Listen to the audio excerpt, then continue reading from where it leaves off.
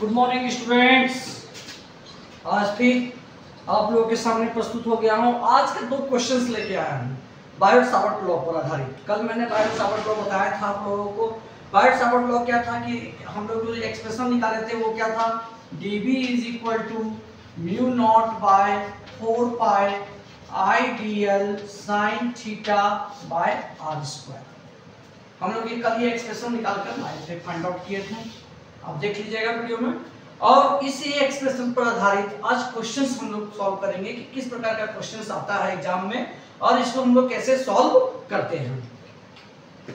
अब देखिए, a wire is placed along the NS north south direction, carries a current of 8 ampere from the south to north, and find the magnetic field due a 1 centimeter wire at a point 200 centimeter in northeast directions। ठीक है, चलिए अब यहाँ पे हम लोग सबसे पहले देखिए डायरेक्शंस की बात हुई है, तो कभी भी हम लोग बायोट-सावर्ट लॉ बनाएंगे तो सबसे पहले एक डायरेक्शंस आप बना लीजिएगा इस तरह से। इस तरह के क्वेश्चंस में हमेशा आपको डायरेक्शन जरूरी है। आप जानते हैं इधर तक ईस्ट, इधर वेस्ट, इधर साउथ, इधर नॉर्थ। अब हम लोग क्वेश्चंस को ध्यान से पढ़ते हैं। A wire is placed along the north south directions, मतलब एक वायर है वो नॉर्थ साउथ के डायरेक्शंस में हमने रख दिया है, यहाँ पे साउथ और यहाँ पे नॉर्थ, इस डायरेक्शंस में मैंने रख दिया प्लेस्ड।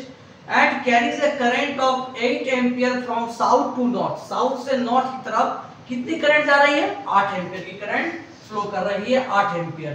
ठीक है, जिसमें मैंने डायरेक्शन बना दिया, current goes from south to north and 8 ampere current from south to north. ठीक है, साउथ टू नॉर्थ की तरफ जा रहा है और डायरेक्शंस में रखा हुआ है। Find the magnetic field due to 1 centimetre piece of wire, मतलब करंट एलिमेंट की बात कर रहे हैं। इस करंट एलिमेंट का जो सेंटीमीटर दिया हुआ वो कितना दिया हुआ है, DL = 1 centimetre. Is placed at A point 200 centimetre from north east direction. देखिए अब यहाँ से हम लोग एक डायरेक्शन बनाते हैं, तो नॉर्थ ईस्ट डायरेक्शन इस तरह से ये हो जाएगा नॉर्थ ईस्ट।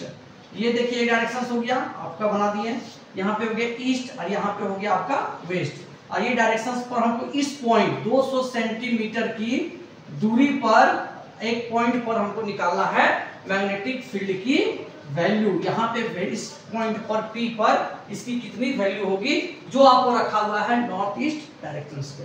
तो आप देखिए कि आपको पहले क्वेश्चंस में क्या क्या चीज दिया हुआ है। देखिए हमारा DL दिया हुआ है 1 सेंटीमीटर, करंट एलिमेंट छोटा सा, करंट हमारा दे दिया है वैल्यू कितना, 8 एम्पियर।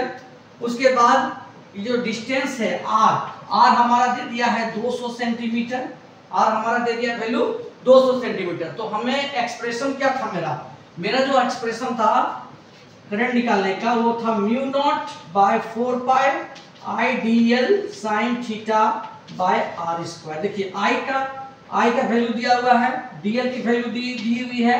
अच्छा, अब आपका R की वैल्यू दी हुई है, लेकिन वेरी पॉइंट है। ठीक है, और अब आपकी थीटा की वैल्यू क्या होगी, थीटा। देखिए अब ये जो नॉर्थ है और ईस्ट, ये दोनों के बीच का एंगल कितना बनता है, 90 डिग्री। तो जब 90 डिग्री बनता है नॉर्थ ईस्ट, ये डायरेक्शन हो गया आपका नॉर्थ ईस्ट, तो नॉर्थ ईस्ट की जो डायरेक्शन होती है वो बीचों बीच होती है दोनों की। तो मतलब कि अगर 90 डिग्री पूरा का पूरा 90 डिग्री है तो ये हो जाएगा आपका 45 डिग्री, ये भी हो जाएगा आपका 45 डिग्री। मतलब थीटा की वैल्यू कितनी हो जाएगी यहाँ पे, 45 डिग्री। थीटा की वैल्यू हो जाएगी 45 डिग्री। अब हम लोग फाइंड आउट करते हैं मैग्नेटिक फील्ड।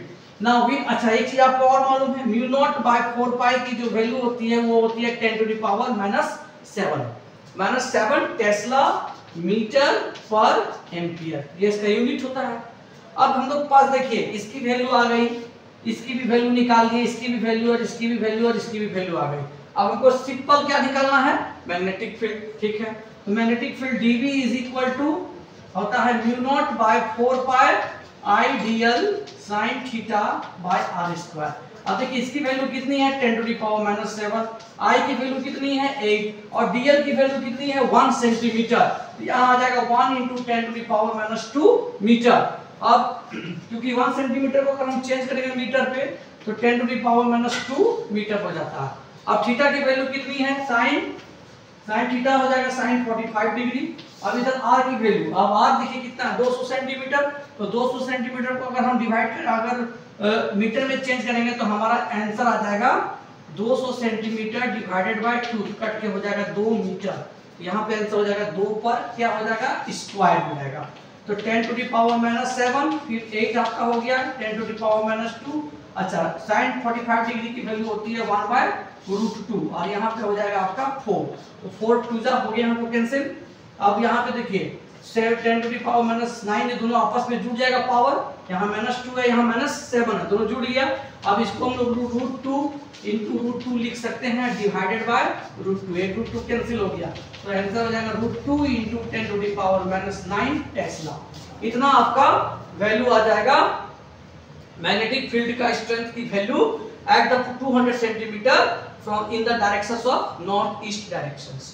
अच्छा अब ये देखिए हमने तो क्या निकाला वहां पे मैग्नीट्यूड निकाला, लेकिन अब ये तो एक वेक्टर क्वांटिटीज है, तो वेक्टर क्वांटिटीज के लिए हम लोग क्या करेंगे इसका डायरेक्शन को भी फाइंड आउट करेंगे।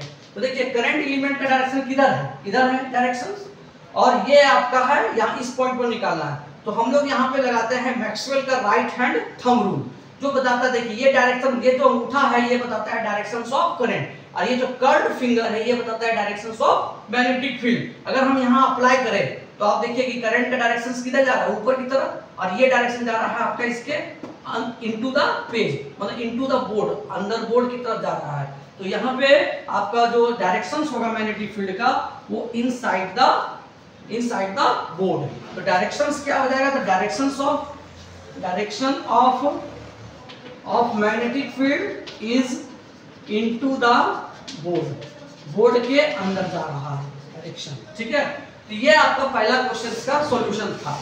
तो कभी भी हम लोग इस तरह का क्वेश्चन बनाएंगे तो डायरेक्शंस पर जरूर ध्यान देना है कि किस तरफ किया है, कहां पे रखा गया है, और उसी के अकॉर्डिंग हम लोग इसके सारे वैल्यू को पुट कर देंगे। तो ये पहला क्वेश्चन हमारा सॉल्व हो गया, इसको नोट डाउन कर लीजिए। चलिए हम मिटा देते हैं। अब आगे नेक्स्ट क्वेश्चन जो है दूसरा क्वेश्चन आपका दिया हुआ है,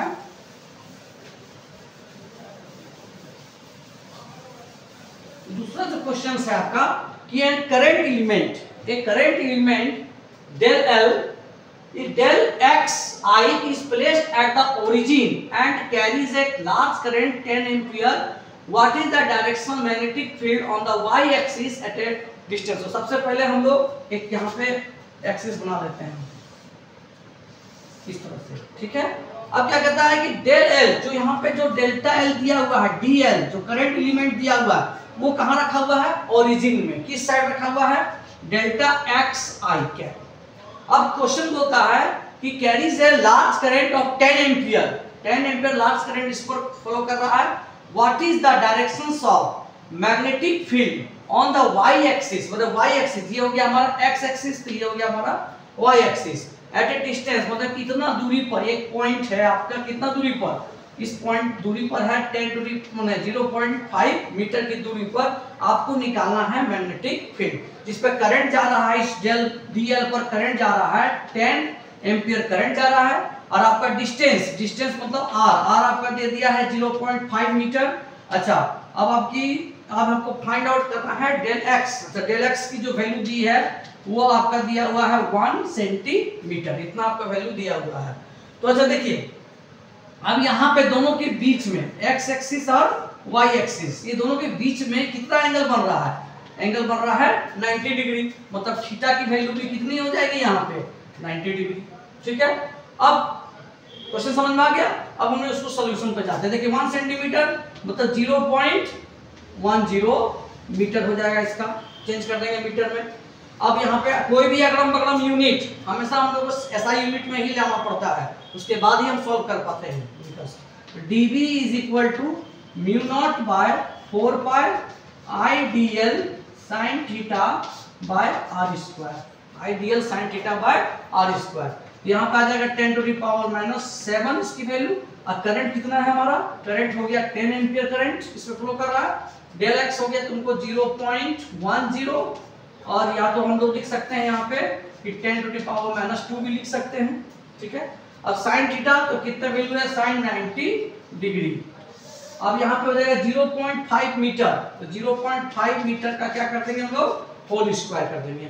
अब यहाँ पे वैल्यू देखिए आ जाएगा 10 टू दी पावर 9, यहाँ पे 10 और इसकी वैल्यू हो जाती है 1, तो 0 पॉइंट यहाँ पे हो जाएगा 25, ये कैंसिल आउट हो जाएगा, तो यहाँ पे आ जाएगा 100, 100 आ जाएगा, क्योंकि इसको हम लोग सॉल्व करेंगे तो 0.25, डेसिमल हटाए 100, अब यहाँ से ये 4 क्या हो गया कैंसिल, तो 4 × 10⁻⁻8 टेस्ला इसका आंसर हो गया, मैग्नेटिक फील्ड का आंसर हो गया। अच्छा, अब हमको डायरेक्शंस की फाइंड आउट करना है। डायरेक्शन किधर जाएगा, मैग्नेटिक फील्ड का डायरेक्शंस यहाँ पे किस तरह से होना चाहिए, ठीक है। तो देखिए हम लोग डायरेक्शन की बात किए थे, तो वेक्टर क्वांटिटी है आपका मैग्नेटिक फील्ड, यहाँ पे dl आइडियल क्रॉस r, तो जिधर आपका कल एक बताए थे कि आइडियल क्रॉस r, ये वेक्टर रूप में हम लोग लिखते हैं, तो आइडियल से कहां जाएंगे हम लोग, सीधे r की तरफ जाएंगे, ठीक है। तो आइडियल किस में रखा हुआ है, डेल्टा xi, और आपका जो ये r है वो किधर है आपका z एक्सिस, ठीक है। तो अब यहाँ पे डेल्टा x इंटू आई क्रॉस j, अब i क्रॉस j का वैल्यू क्या हो जाएगा k, तो मतलब ये जो आपका जो मैग्नेटिक फील्ड का जो डायरेक्शन होगा वो किधर हो जाएगा, k डायरेक्शन, z डायरेक्शन की तरफ आपका मैग्नेटिक फील्ड का डायरेक्शन हो जाएगा, ठीक है, z एक्सिस की तरफ मैग्नेटिक फील्ड का डायरेक्शन हो जाएगा। अच्छा, आप इसमें आप हम लोग इस तरह से भी लगा सकते हैं, देखिए आप अनुमान, एक आपका हो गया करंट जाने का वैल्यू इस एक्सिस पे, और आपका इस फिंगर को हम लोग कैच करते हैं, ठीक है। तो ये आपका देखिए कि इस तरह से बाहर निकलता हुआ महसूस होगा, ऐसे करके बाहर निकल रहा है, तो ये बाहर निकल रहा है, तो एक हो गया आपका x एक्सिस, एक हो गया y एक्सिस, तो एक किधर हो जाएगा आपका z एक्सिस, ठीक है। तो करंट इस तरह से हम लोग फाइंड आउट करेंगे, तो एक वैल्यू आपको z एक्सिस की तरफ, मतलब कि मैग्नेटिक फील्ड का डायरेक्शन z एक्सिस की तरफ हो जाएगा।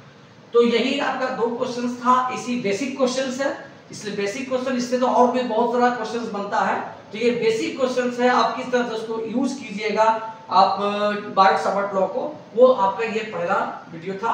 आप इसको समझ में आ जाएगा तो फिर एक्स्ट्रा नया नया क्वेश्चंस हम लोग लेकर आएंगे। आज के लिए धन्यवाद, थैंक यू।